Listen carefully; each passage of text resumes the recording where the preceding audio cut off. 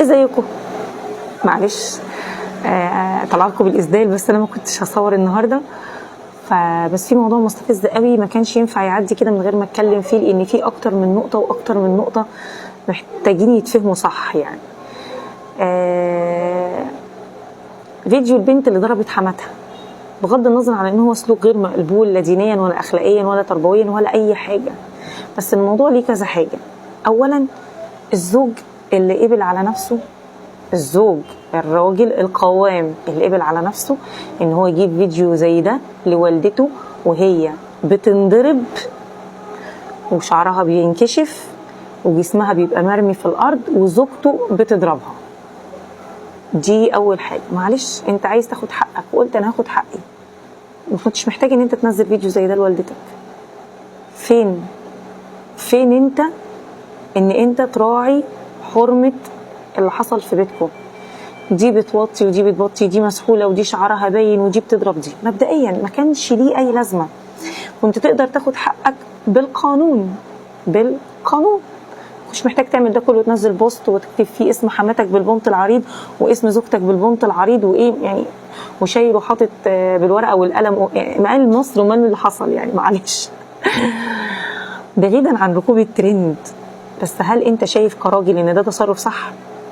ما افتكرش. البنت بقى، انا في الاول ما شفت الفيديوهات طبعا ما كنتش مع البنت وحماتها صعبانه عليا وست ملاك نازل من السماء وكنت مش مؤيده خالص اللي هي عملته، وبرضه انا لسه مش ببرر لها ان اللي حصل ده صح وان ده يديها الحق ان هي تضرب حماتها. ولكن في حاجه ما بصيناهاش، انتوا متخيلين ان شخص يوصل للمرحله دي؟ كنت يعني عماله اقول ايه اللي يخلي واحده تفقد اعصابها للدرجه دي وتنهار وتنسى ان دي حماتها وان بيتها ممكن يتخرب من ورا موضوع زي ده، وانها تضرب حماتها بالمنظر ده وتتهجم وتتعدى عليها لدرجه ان والدتها ما كانتش قادره تبعدها عنها. كم الضغوطات في سنه ونص جواز، ايه اللي وصل بنت زي دي لحاجه زي كده؟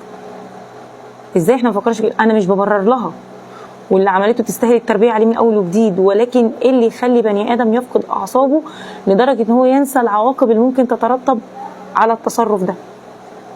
بعد كده شفت بقى فيديوهات بقى كتير ولايفات للام والابن وحاجات كده، والله العظيم يعني انا مش عايزه اقول حاجه تضايق حد، بس الترند بيحب الحاجات دي.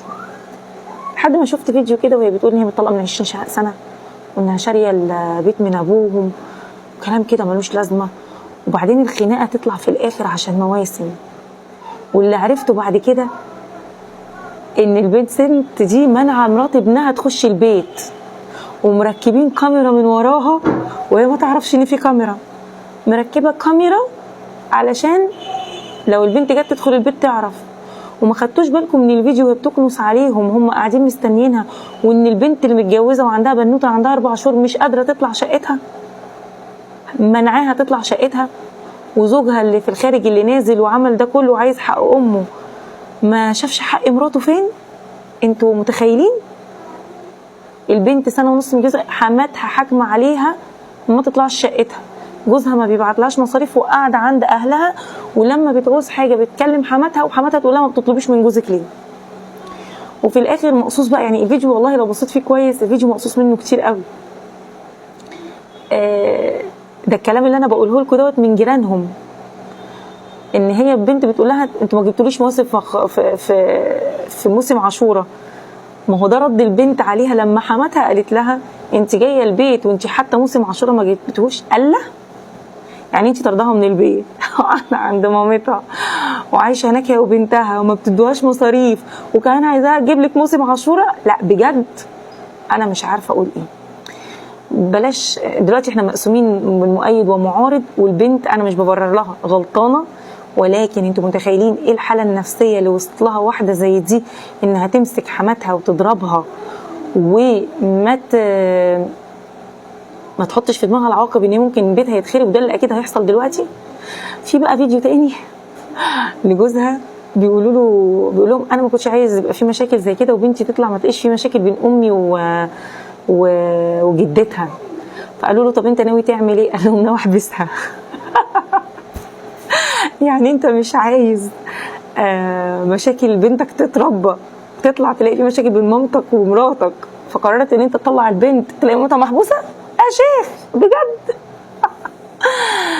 والله اتفرجوا على الفيديوهات تاني، ولازم تدوروا عليها وتتفرجوا وتحكموا بالحق وتشوفوا واحده ممنوعه تطلع شقتها، ما بتاخدش فلوس في ايديها. سمعت كمان ان الناس ان حماتها بتتكلم في شرفها علشان كده حطت الكاميرات دي من وراها. يعني البنت عملت ده كله وهي ما تعرفش ان في كاميرات اصلا. ربنا يصلح حال الجميع. بس برضو اخر سؤال، تتخيلوا ايه الضغط في سنه ونص اللي يوصل واحده زي دي انها تعمل كده في حماتها؟